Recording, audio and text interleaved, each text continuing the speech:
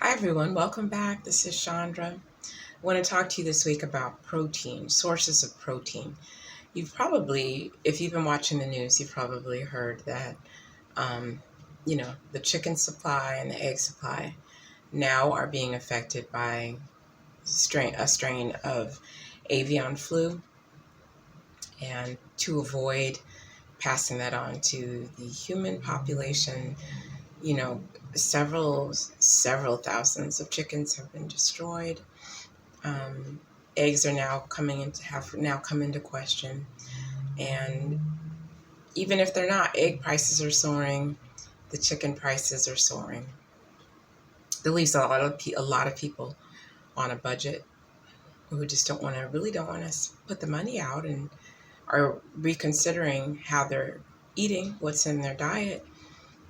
Want to look at other sources of protein besides chicken and eggs. So that's what we're going to talk about today. I'm going to list several sources. Some you may already know, some you may already be consuming, some you may not even be aware of. And that's kind of the beauty of a plant-based diet, the wide variety of things that you can access, the wide variety of foods that you can eat to increase your overall health are amazing, at least to me anyway. So let's get started. So most of these things I consume, some of them I do not. But we're gonna talk about them anyway. So the first item is lentils. I love lentils. They're very versatile. They blend in well with most other foods. And they're very rich in protein. So lentils have about 18 grams of protein per cup. Now, it's true to some extent that, you could eat, one chicken breast and get, a lot of protein. Um, Sometimes with plants, you have to eat more to acquire the same amount of protein. However, the more plants you eat, the better. So, and the calories are usually not very high depending on how you prepare your vegetables. So I think it all evens out in the end. So lentils, 18 grams of protein per cup on average. The next one is quinoa. I used to pronounce it quinoa until a friend of mine told me, don't say that in public. Don't say it that way in public. So quinoa. Quinoa, I don't have the stats on that, but quinoa is a good source of protein. I tend to not eat it generally because it leaves me feeling hungrier than ever for whatever reason after I eat it. So, but quinoa is very tasty. I love the way it tastes, and it's a rich source of protein. Now, tofu. I've been eating, tofu all my natural life. Growing up in Berkeley, you come across, especially in a lot of Chinese food restaurants, tofu is always on the menu. I love tofu because it tends to blend into whatever flavors you're cooking. So as long as you season it well and you combine it with other vegetables, it's very good. It fills you up. It's a very good source of protein, up to 20 grams per 3.5 ounces of tofu. So up to 20 grams of protein per 3.5 ounces of tofu, which is great. It's high in protein. The downside of tofu, which I actually started trying to eat it again and I had to stop, is that it's not gluten-free, and I'm sensitive to gluten. And it is highly processed food. So keep that in mind. It's soy-based. If you can tolerate it, it's an excellent source of protein, and it's great in food. Chickpeas, also known as garbanzo beans, are also very high in protein. They're in the legume family. Most legumes are high in protein. So You can enjoy chickpeas sautéed. You can make hummus. You can combine them with other legumes like beans. You can do a number of things with chickpeas. I make chickpea curry regularly. It's a favorite around here, so give it a shot. If you're not eating them, you're missing out. You can typically get them canned. They're easier to prepare when they're canned. If you buy them, um, raw, I think it's kind of a lengthy process to cook them. I have a bag in there. It's been sitting in there for a while. I have to make use of it soon, but it looks like it's really involved. So normally I just get them canned. It's very easy. You can get organic chickpeas. You can get low sodium chickpeas. Beans, pinto beans, kidney beans, red beans, black beans, navy beans. Beans are it when it comes to protein, sources of protein.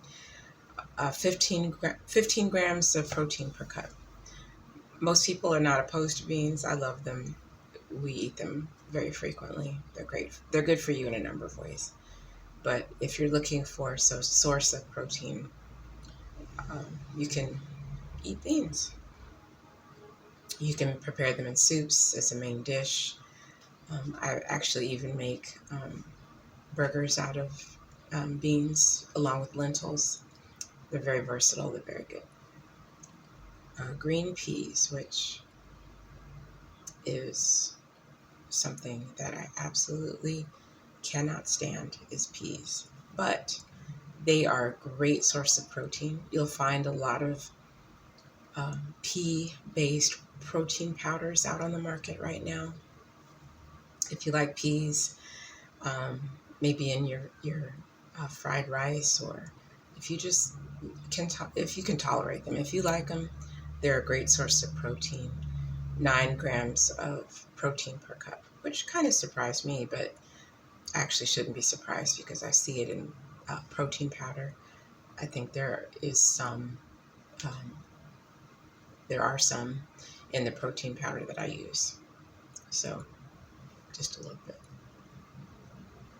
Peanuts. Peanuts are a great snack.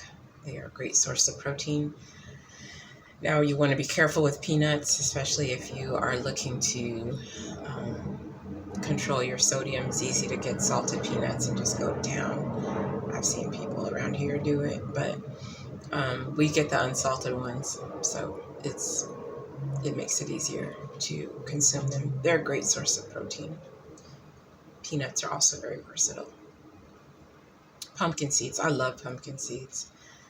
I could eat them all night and day. I eat them raw out of the bag. I roast them with seasoning. You could probably roast them with just salt, pepper, and salt. I'm sure they're delicious that way too. I use pumpkin seeds in pesto sauce. There's so many things you can do with them. They're delicious. They're absolutely good for you. A great source of protein. Nutritional yeast, which is a staple of vegan and vegetarian diets, is a very good source of protein as well. 8 grams of protein per 16 grams serving. So a lot of people sprinkle it on their food. I make a lot of sauces with nutritional yeast, which is really, very, very good. So nutritional yeast. Almonds, as we've talked about probably a little bit before, most seeds and nuts are a great source of protein. Almonds are really good. They're also very versatile. I grind them into almond meal, which is a lot like almond flour, and I use them in baking. They're very good. They add a lot of moisture to your baked goods, and they're a great source of protein. We mentioned beans, black beans. I love black beans. I tend to cook black beans more than I do any other type of beans. They're packed with protein. Now, broccoli, not a big fan of broccoli. I like it. I don't love it. I'll eat it. I can leave it. But broccoli is a good source of protein. Now, you have to eat a lot of it to get the same benefit as you would chicken breast. But if you like broccoli, if included in everything that you cook, your vegetable dishes, as a side dish, as a main side dish, by itself, great source of protein. Spinach, love spinach. I can eat spinach, baby spinach raw. I can eat baby spinach or full leaf spinach cooked. Just as a side note, spinach is a great source of potassium, especially in cooked spinach.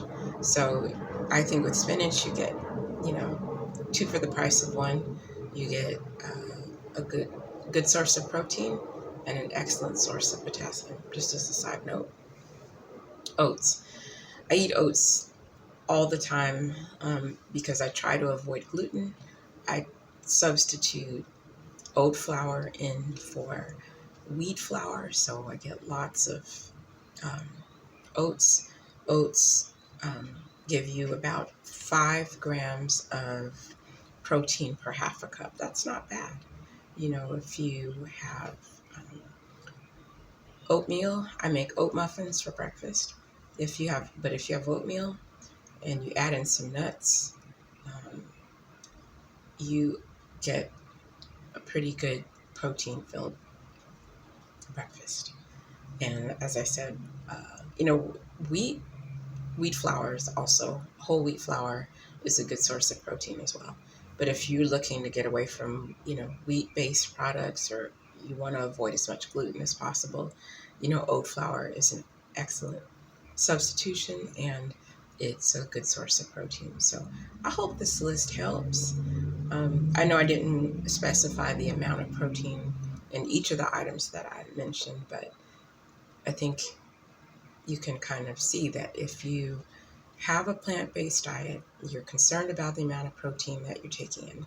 If you incorporate all of these foods into your diet, even if you eat them in moderation, you are getting a good amount of protein every day in your diet. So I hope this helps, and I hope that as you go forward and you're concerned about getting protein into your diet and how the cost of food, because that's the other issue right now too. Chicken is prohibitively expensive, and eggs are following suit. So if you want to bypass the cost of, um, livestock protein, plant-based protein is the way to go. So hope this list helps. Take it easy. Talk with you soon.